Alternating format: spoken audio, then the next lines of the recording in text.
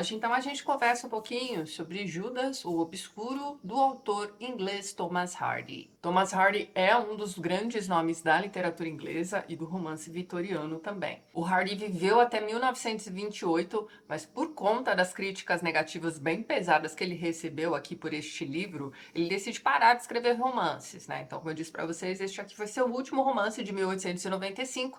Depois disso, ele passa a se dedicar apenas à poesia. Ele simplesmente para de escrever prosa, né? Para você ver como é que foi pesado o negócio aqui quando da publicação deste livro. Portanto, sim, hoje a gente conversa sobre o último romance deste grande escritor. E é um dos romances mais pesados que você vai ler na sua vida. É um romance frio, duro, soturno. Aquele tipo de livro que você termina de ler e fica com uma nuvenzinha negra pairando sobre a cabeça, sabe? E com aquele sentimentozinho de que a humanidade é a lama e não há esperança para a humanidade. Já deve fazer uns 3 anos dessa minha leitura aqui, ó, Uma Vida Pequena. Portanto, deve fazer aí uns 3 anos que eu pensei, cara, nunca mais na minha vida eu vou ler uma desgraceira dessas. Bem, me enganei, não é mesmo? Judas o Obscuro é uma dessas histórias que já começam erradas e dali pra frente, olha só piora, né? Uma ladeira abaixo. Uma ladeira bem íngreme, tá? Então, assim, sinceramente, eu não sei se eu recomendo este livro. A gente vai conversar sobre ele direitinho, você vai tomar sua própria decisão, tá? Você vai pensar aí direitinho se este livro é pra você ou não. Não vou me segurar pra não dar spoilers, tá? Para variar. E não vou deixar de comentar com vocês a pior passagem que você vai encontrar aqui neste livro. É a passagem mais triste, a coisa mais, sei lá, não tenho nem palavras. Mas não vou deixar de comentar esse trecho do livro aqui com vocês hoje, tá? Bem, talvez a gente deva começar pelo título do livro e depois a gente vê onde é que este vídeo vai dar, não é mesmo? Bem, Judas, o Obscuro. Em inglês, o título deste livro é Jude, the Obscure. E Jude pode ser apelido de Julius ou Julian. Você deve se lembrar aí de uma música dos Beatles chamada Hey Jude. É uma música que Paul McCartney fez para o filho do John Lennon chamado Julian. Ele e a esposa estavam se separando, o menino estava meio deprimido, ele vai lá e escreve aquela música pro garoto. Bem, o Jude, de Hey Jude, é o apelidinho do garoto. Aqui não, Jude é o nome próprio dele mesmo. Digo, o nome do protagonista mesmo e também o título do livro, obviamente. Bem, Judas aqui nos remete a Judas, né, o traidor de Jesus Cristo, ou ao São Judas Tadeu, né, que é aí o santo das causas impossíveis. Então aqui nós temos referência a um desgraçado ou a alguém envolvido com causas impossíveis. Como desgraça pouco é bobagem, que tal unir essas duas coisas aqui em um mesmo protagonista? E ainda por cima chamá-lo de o obscuro. É o que temos aqui, certo? Bem, agora vamos dar uma olhadinha no dicionário, o significado da palavra obscuro. Então presta atenção, olha só. Que não é claro para o espírito, que é difícil de compreender, de explicar, que está sem luz, que denota tristeza, que tem condição social modesta, humilde, pobre, que não se tornou célebre, que não ganhou notoriedade, ignorado, desconhecido. Então pronto, este aqui é o nosso protagonista. Eu vou comentar rapidamente o enredo do livro, que você vai ver, parece uma coisa bem simples, mas o Thomas Hardy é aquele tipo de escritor que tem o dom de ampliar, né, mesmo uma cena aparentemente corriqueira. Esse livro é muito bem escrito, pessoal, não me entendam mal. O tema realmente é pesadíssimo. Vamos lá então. Primeira coisa que você precisa saber a respeito do Thomas Hardy é que ele escrevia seus romances dentro de um microcosmo que ele vai chamar de Wessex, baseado no ambiente rural da Inglaterra, que foi onde ele cresceu, enfim, viveu a vida toda. Então aquele climão de cidade pequena onde todo mundo se conhece, você vai encontrar aqui também. Bem como a ambição dos jovens de irem para, sei lá, de repente, Oxford. É que aqui nós temos uma outra cidade universitária, né, que é Christminster, que fica mais ou menos próximo desse ambiente aí criado por ele, esse Wessex fictício, mas então, você tem esses jovens ambiciosos sonhando em estudar ali naquela cidadezinha mais próxima, ali onde tem aquela universidade maravilhosa. Pois muito bem. Nosso amigo Judas, aqui no iniciozinho do livro, é uma criança. Ele é um órfão. Seus pais se separaram, a mãe morreu logo depois ali da separação, o garoto ficou desamparado, foi criado por uma tia. Essa tia somente adotou, digamos assim, não era bem esse o termo, né? Ela simplesmente recolheu aquele garoto por, sei lá, pena, compaixão, mas ela não queria criar aquele garoto. E ela deixa isso bem claro para ele a vida inteira. E ele cresce ouvindo as histórias de como os casamentos naquela família são desgraçados. Nenhum casamento deu certo. Ele tem uma prima mais ou menos da idade dele, que também vem de um lar desfeito. A menina mora longe, é uma menina que pensa por si mesma e, portanto, ela é meio desagradável. Essa tia mesma já não tem mais notícia dessa menina há muito tempo e já dá graças a Deus, sabe assim? Então tá, esse garoto frequenta a escola local e ele vê no professor deles ali um grande mestre, sei lá, uma pessoa muito culta. Ele vê naquele professor um objetivo de vida. Ele quer se tornar como aquele professor. E num dado momento, esse professor vai abandonar a escola também, porque ele vai morar em Christminster. Ele arrumou um emprego muito melhor lá e ele tá de mudança. E o garoto tá sofrendo muito aqui no começo deste livro, porque, poxa, ele vai perder contato com este grande professor. E como sabe-se que ele foi para Christminster, o garoto vai viver a vida dele com este objetivo na cabeça. Tornar-se um grande erudito, como aquele grande professor, aquele grande homem, né, que ele tem na cabeça ali. Esse professor também, além de ir trabalhar em Christminster, ele também tinha a ambição, digamos assim, de tornar-se um clérigo. Então pronto, este é o objetivo do garoto também. Mas é que tá, até que isso aconteça, ele tem plena consciência de que ele vai precisar estudar muito, então ele vai estudar por conta. É uma dificuldade tremenda para ele conseguir livros para estudar. E ele vai precisar juntar um dinheiro também, portanto, ele vai trabalhar com aquilo que ele consegue. Um dos empregos que ele vai conseguir é como pedreiro, e ele vai se desenvolver como um excelente pedreiro, vai inclusive trabalhar com esculturas também. O menino está se desenvolvendo do jeito que ele consegue, dentro das possibilidades de sua, vamos dizer, classe social, da sua condição. E tá tudo indo relativamente bem, o objetivo tá ali na cabeça dele, né? Um jovem com um bom objetivo em mente, né? O que nós temos aí, né? Nós temos aí uma força da natureza imparável, né? Para pra pensar. Bem, aparentemente não tão imparável assim, mesmo porque ele vai conhecer uma garota da região. É a primeira garota que dá bola pra ele, é uma garota lindíssima, de índole meio duvidosa, né? Aos poucos você vai vendo que a desconfiança que você tem a partir do primeiro momento que você começa a ler sobre ela,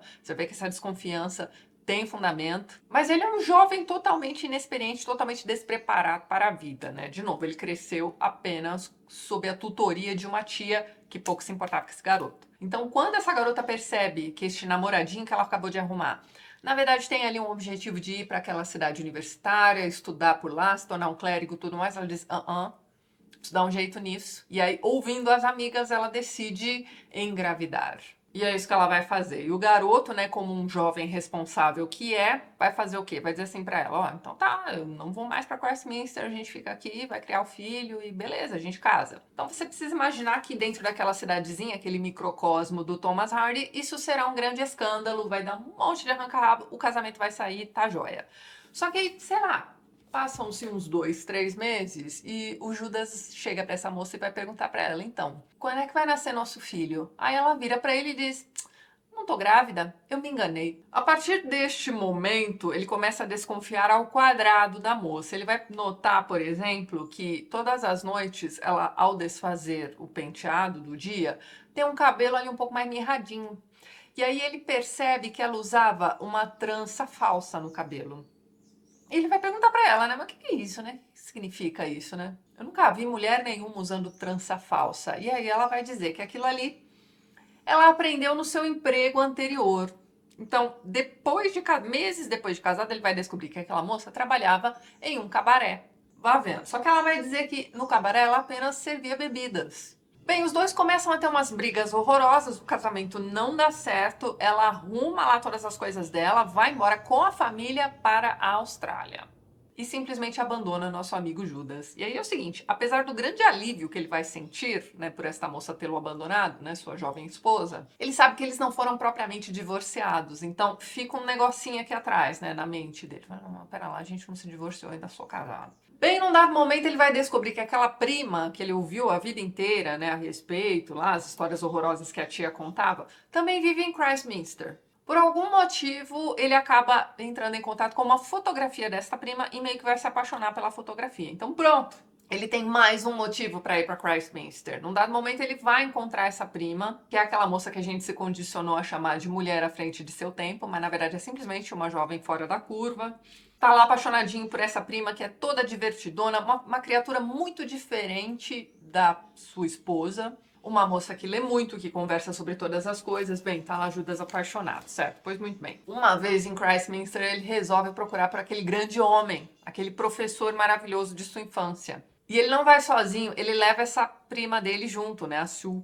Quando ele começa a conversar com aquele professor, ele nota que o professor não só não se lembra dele, tem uma vaga lembrança daquele período que ele passou naquela cidadezinha ensinando na escola local. E ele foi para Christminster simplesmente para continuar tendo o mesmo empreguinho que ele tinha na outra cidadezinha, né? Ele não estudou na universidade, ele não se tornou um clérigo, então nada daquelas aspirações que ele tinha e tinha contado para os alunos e tinha enchido os olhos, né, e todo o ser de Judas aconteceu com aquele professor. Então, aos olhos de Judas e do leitor que está acompanhando a história, aquele professor se tornou um grande fracassado. Mas aí é que tá. Ele está precisando de uma assistente. E essa moça também é aí toda envolvida com magistério. Ela também dava aula para crianças locais ali. Então, pronto. Você vai vendo que vai existir um interesse aí, nós vamos ter a formação de um triângulo amoroso. Só que esse cara, né, o professor, que é bem mais velho que a moça, uns 20 anos mais velho aí, vai se adiantar ao Judas, vai pedir-lhe em casamento. E ela vai aceitar. Então pronto, temos o Judas mais uma vez, olha só, ele foi para Christminster porque ele queria estudar, se tornar um clérigo por causa daquele professor. Mesmo em vista de todas as dificuldades que ele teria, ele ainda tinha esse objetivozinho assim, né, lá no fundinho de sua mente. Mas ao ver que aquele professor se tornou um grande fracassado, aquilo meio que, né, aquele castelo de cartas ali que ele tinha montado, meio que cai. E aí ele tem essa decepção com essa prima, porque ele estava apaixonadaço. Mas num dado momento, a prima também vai se ver muito infeliz em seu casamento, vai se separar do marido e vai dar uma chance a Judas, né? Então eles vão ter um relacionamento, eles vão desenvolver um relacionamento cheio de culpa também, porque os dois, né, nenhum dos dois é divorciado. Então eles estão vivendo em pecado, hein? Veja bem. Pois muito bem. Num dado momento, a esposa do Judas volta. Ela vai aparecer por lá. E aí a gente descobre que ela já está casada ilegalmente com um cara lá da Austrália. Meio que veio pedir ali a papelada regularizada pro Judas. Mas ao ver Judas feliz ali com sua prima, ela começa a achar que ela precisa dar uma estragadinha extra ali na vida dele. Então ela acaba contando um terrível segredo para ele, que é o seguinte: antes de abandonar seu lar matrimonial, ela tinha realmente engravidado do Judas. O menino nasceu e está sendo criado por ela e por esse novo marido. E ela resolve mandar este menino para a casa do Judas mesmo. Ele vai criar ali a criança. Quando a criança chega, a gente nota que é uma criança extremamente melancólica. E para você ter uma ideia, nem foi batizado, nem nome deram para esta criança, veja bem, só o chamavam por uns apelidos, né? Era uma criança bastante melancólica que aparentava ser mais velha do que era. Então tá, os dois vão criar essa criança, ele vai chamar a Sue de mãe também, num dado momento, né, vivendo aquela vida aos trancos e barrancos, sem conseguir emprego direito, porque existe o preconceito com relação ao fato deles não serem realmente casados. Eles terão 2 filhos, além de criarem também o filho do primeiro casamento de Judas, e tá muito difícil conseguir emprego e conseguir alugar uma casa para que eles vivam. O dinheiro é escasso, a desgraceira está instalada e num dado momento o Judas consegue alugar quartos para a Sue e para as crianças. Ele vai continuar procurando ainda um alojamento para si. E aí a Sue meio que resolve dar uma procurada também e leva o filho do primeiro casamento do Judas. Só que esse menino, que além de aparentar ser mais velho, também fala como um adulto, tá lá conversando com essa mãe adotiva e dizendo assim para ela: poxa, se vocês não tivessem filhos, né, a vida seria muito mais fácil, não é mesmo? E ela meio que não desmente o garoto. E ainda por cima conta para ele que está grávida. Então nós teremos aí uma 4ª criança neste lar, certo? O garoto vai dar uma bronca imensa nesta mãe adotiva. De novo, como se ele fosse um adulto ali observando esta situação. Como é possível que em meio àquela desgraceira total ela vai engravidar novamente? E aí ele decide, ele coloca na cabeça que a vida dos pais seria assim muito mais fácil se os filhos não existissem. É aqui que entra a pior parte deste livro, a parte mais triste, a parte mais pesada. Talvez a passagem mais triste que você vai ler na sua vida. Portanto, se você tem intenção de ler este livro em algum momento da sua vida e não quer saber o que eu vou contar agora, ou você para este vídeo, ou você pula aí uns 2 minutos, bem, lembre-se de que no início do vídeo eu disse a vocês que eu contaria sobre essa pior passagem. Gente, olha só, a situação tá periclitante ao cubo aqui para esta família. Eles não têm onde morar, eles não conseguem emprego, eles são falados em todos os lugares por onde eles passam, porque eles não são casados, porque eles abandonaram seus primeiros casamentos. Porque não só aos olhos de Deus, como também aos olhos de toda aquela sociedade, eles são grandes pecadores, cheios de filhos e, enfim, Tá tudo muito difícil. Esse garoto resolve fazer o quê? Ele mata seus dois irmãozinhos e depois se mata. E ele deixa o seguinte bilhetinho, olha só. Feito porque éramos muitos demais. O que ele fez foi o seguinte, era uma menina de uns 3 anos de idade e um irmão que ainda era um bebezinho.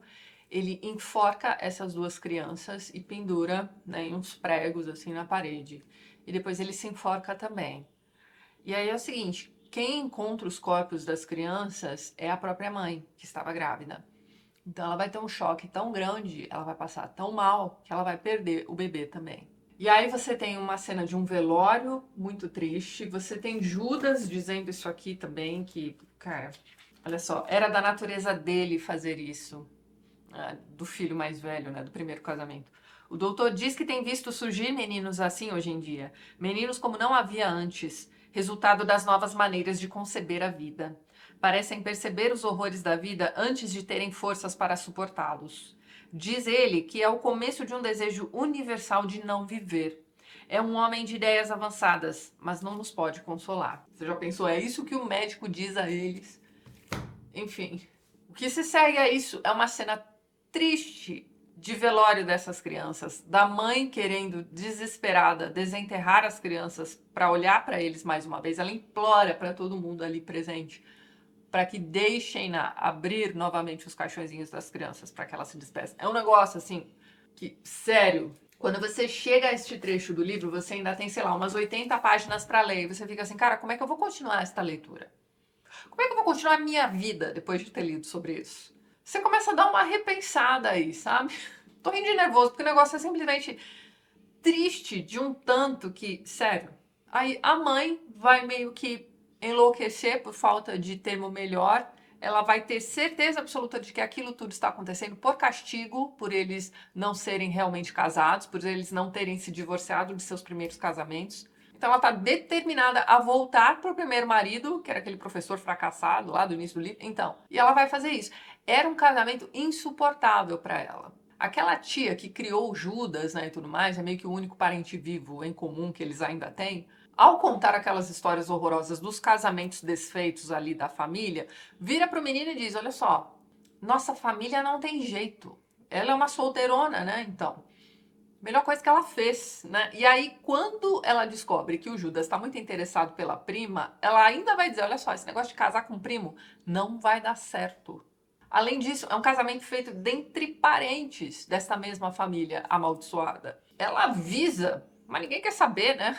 Então existe essa profecia, mais ou menos, aí pairando neste livro todo. E isso tudo vai pesar na cabeça deles ali, neste momento do livro. O Judas ainda acha que existe amor, que eles devem continuar juntos, né? Mas enfim, a prima tá totalmente decidida a voltar pro primeiro marido. Vai viver um resto de vida triste, penoso. O Judas também vai ficar cada vez mais deprimido, porque como é que você se recupera desse tipo de evento dentro da sua família, né? Em que seu filho mata seus outros filhos? Todo mundo criança. Como é que você se recupera disso? Você não se recupera, a questão é essa. Então, o fim de Judas é meio que um suicídio, porque ele sabe que ele tá com a saúde bastante debilitada, ele tá acamado. Vamos imaginar aí que ele esteja com uma pneumonia. Você tem uma tempestade tenebrosa acontecendo ali, ele resolve sair no meio daquela tempestade e, invariavelmente, vai morrer. Ele morre antes de completar 30 anos de idade. Quem vai cuidar de seu velório é a primeira esposa, que também resolve voltar para o marido, veja bem. Mas ela volta com o intuito de atormentar. Aquele primeiro marido dela morreu, ela volta lá para a Inglaterra, volta a encher o saco do Judas, o Judas está ali naquela situação periclitante, ela passa a embebedá-lo para que ele a aceite de volta. Sério, essa moça é o capeta encarnado aqui neste livro. E é ela que vai cuidar, entre muitas aspas, desse marido moribundo. Para você ter uma ideia, ali na noite em que ele morre, ela resolve aceitar os convites de uns rapazes ali da região para uma festa. Quando ela volta, o Judas está realmente morto.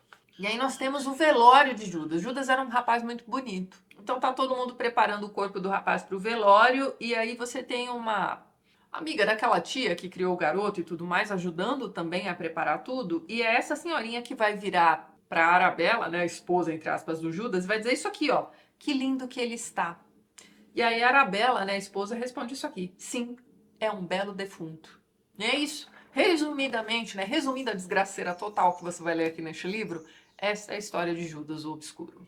É a história de um garoto órfão, abandonado, mal criado, no sentido literal aí desta expressão mesmo, que tenta se tornar um homem melhor aí através dos estudos, através de seus grandes objetivos de vida. Ele vê todos os seus sonhos sendo destruídos, assim, ó. Você tem aqui um romance de formação meio que às avessas, porque você acompanha a vida inteira desse Judas. Você é avisado no título do livro que ele é obscuro. Então, assim, lembre-se lá das definições de obscuro que eu li pra vocês. Pois então, você fica esperando um momento de redenção pra esse rapaz, né? Você fica esperando um momento em que as coisas voltem a ficar bem, ou comecem a ficar bem para ele, né? A leitura deste livro é como se fosse a leitura de um David Copperfield, ao contrário, né? Você tá lendo David Copperfield, você sabe que em algum momento as coisas vão ficar bem para aquele garoto. Aqui não.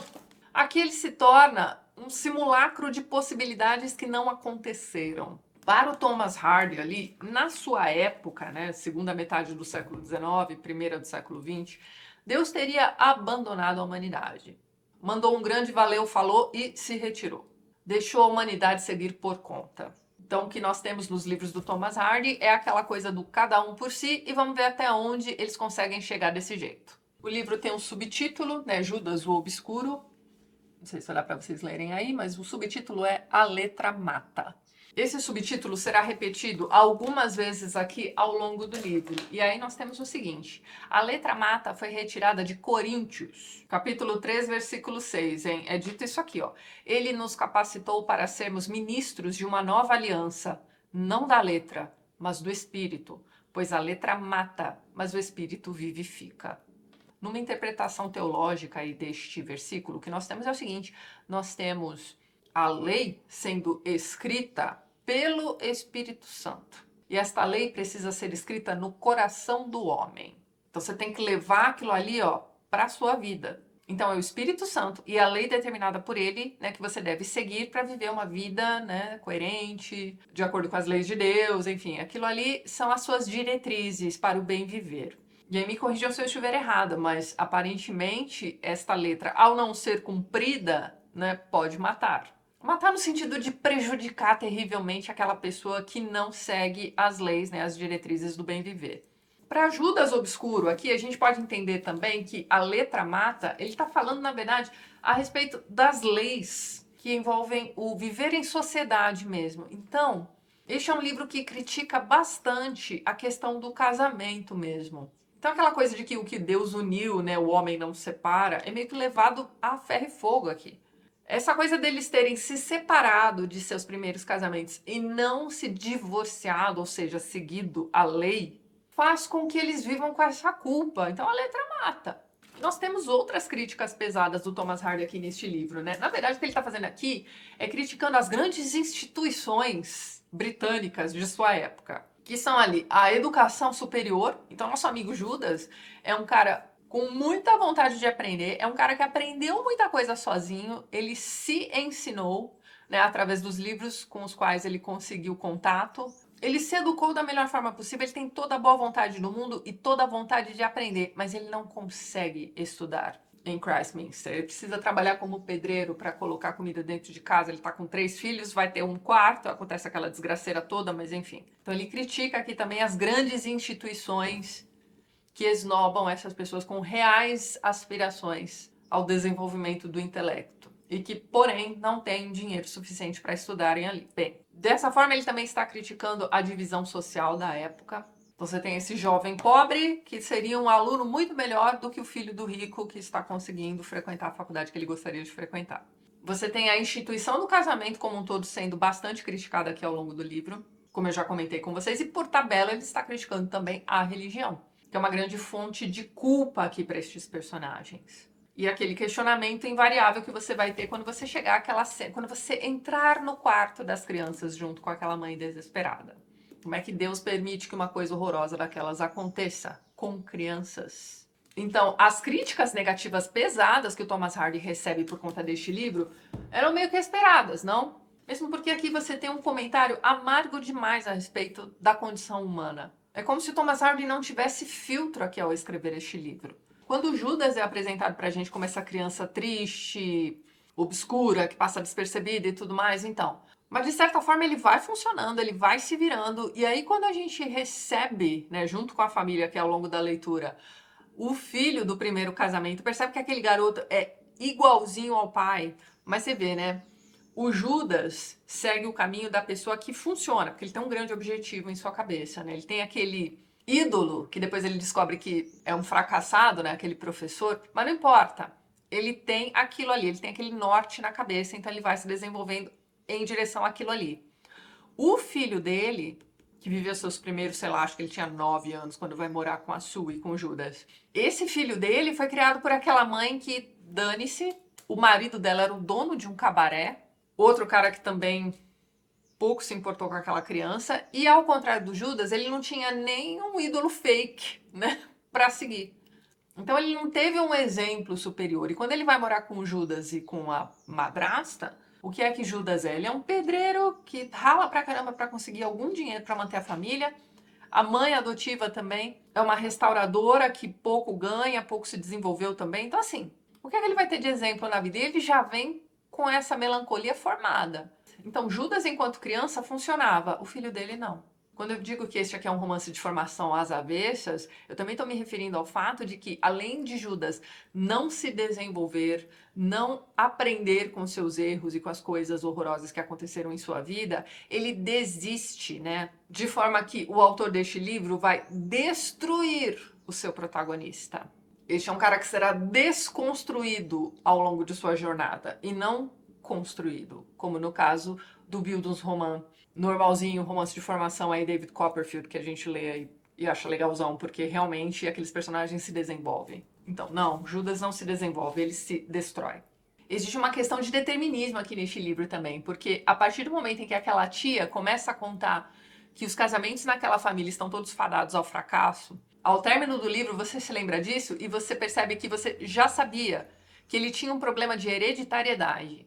Não deu certo anteriormente na família, não vai dar certo para ele também. Ele é um garoto de boa índole, ele é um garoto honesto, ele é um garoto que tenta se desenvolver, mas não consegue, mas ele é emocionalmente despreparado para a vida. Quando ele reencontra aquele professor e percebe que ele foi fracassado em todos os seus planos, e ele tinha para si também os mesmos planos daquele professor, ele percebe que, olha só, se este homem grandioso, magnífico, mesmo que dentro de sua própria cabeça apenas, não conseguiu, por que ele conseguiria? Agora, de volta lá ao A Letra Mata, né? Na introdução contida aqui nesta edição da Penguin, é dito que o divórcio foi legalizado na Inglaterra em 1857. Então era algo relativamente recente, ali em 1895, ano da publicação do livro, e era um divórcio limitado, né? Então o divórcio só podia acontecer mediante adultério, crueldade ou 2 anos ou mais de abandono de lar.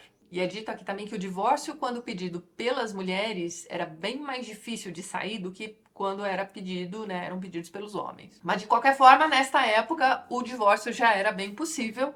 Então, a letra que mata aqui neste livro talvez não seja exatamente a letra da lei, mas a lei da sociedade. Quando as pessoas recusam emprego e abrigo para a família do Judas, elas estão fazendo aquilo ali por uma convenção social mesmo. Não existia uma lei que te impediria de dar emprego para um casal que vive em pecado. Não existia uma lei que te impedia de alugar um quarto para este casal e seus filhos. Mas é isso que vai acontecer aqui neste livro todinho. E a letra que mata também pode ser aí a questão da religião mesmo, que determina que o que Deus uniu, o homem não separa. Então veja bem, não tem como escapar da questão do casamento aqui neste livro. O próprio Judas vai dizer aqui num dado momento que é uma lei meio esquisita de se manter, porque o casamento é um contrato que você assina para a vida inteira baseado em algo momentâneo. Então você está apaixonado por aquela pessoa, você se casa e aí você deve passar o resto da sua vida com aquela pessoa. Mesmo que depois aquela paixão passe, você se desencante com a pessoa, enfim. Mas não é só isso que você vai encontrar aqui neste livro. Existem diversas outras discussões também, como eu já falei para vocês. A questão do ensino superior, a questão da religião, a questão do, enfim, da melancolia infantil também é tratada aqui neste livro. Outra coisa que eu queria comentar com vocês também é que depois daquela cena horrorosa, né, da descoberta dos corpos das crianças, este livro passa a ter um quê de gótico. Então é como se a ladeira abaixo ficasse até um pouco mais íngreme ali neste último ato do livro, digamos assim, até a gente chegar àquele momento do elogio ao belo corpo morto de Judas. Meus amigos, este é um livro pesadíssimo. Você tem uma jornada aqui de personagem principal que não termina em redenção, mas sim em aniquilação total. Ele não morre nos braços da mulher amada, ele não realiza nenhum de seus sonhos, ele não tem uma experiência espiritual, então ele morre sem amor, sem família e sem Deus. É um livro doloroso, né? Você carrega ao longo da leitura essa dor, este pesar, este não saber o que fazer. Na verdade, não é não saber o que fazer, é não ter o que fazer perante a opressão e a injustiça do mundo em que estes personagens vivem. De novo, para Thomas Hardy, é um mundo sem Deus.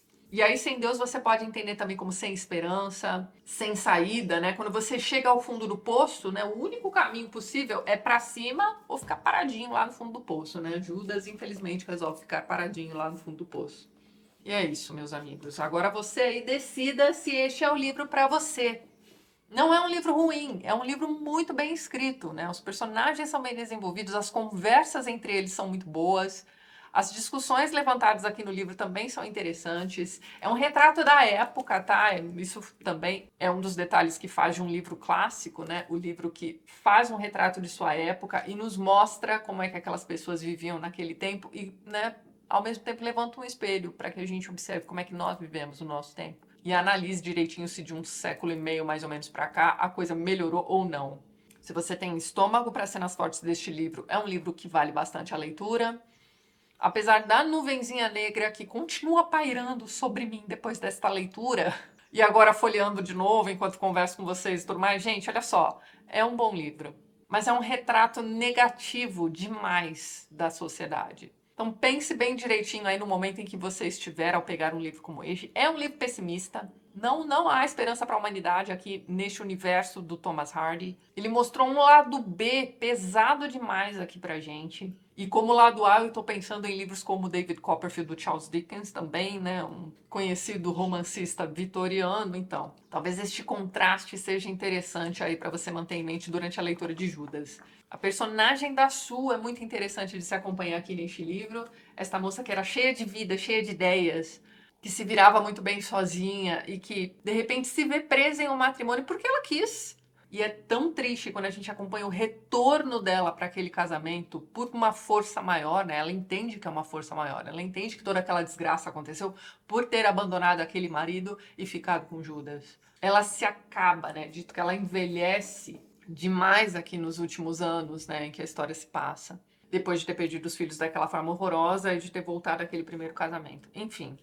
E não adianta, você também vai ficar com raiva da primeira esposa do Judas aqui ao longo da leitura.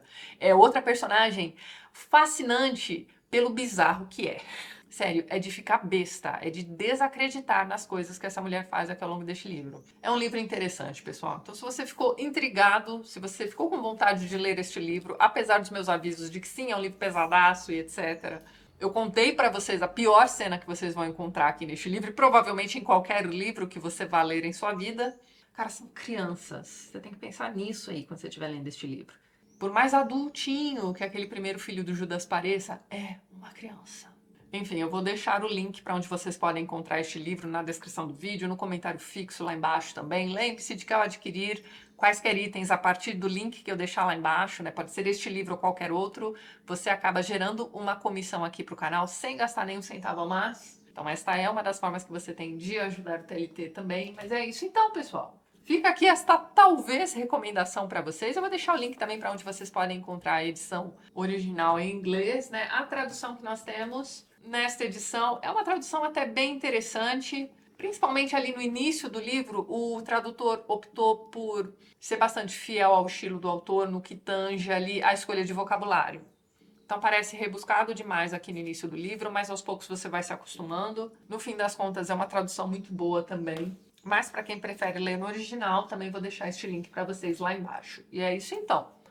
Vou ficando por aqui, mas antes gostaria mais uma vez de agradecer a todos os apoiadores do canal. Vocês estão vendo os nomes deles aqui ao lado e na descrição do vídeo você também encontra os links para os perfis literários do pessoal que apoia o TLT e que também produz conteúdo sobre livros aqui no YouTube e no Instagram. Caso você queira se tornar um apoiador do canal, já deixo aqui meu muito obrigada de coração. Dê uma olhadinha no primeiro link que eu vou deixar na descrição deste vídeo. E é isso então. A gente se vê nos próximos vídeos do canal. Um beijo grande e até mais.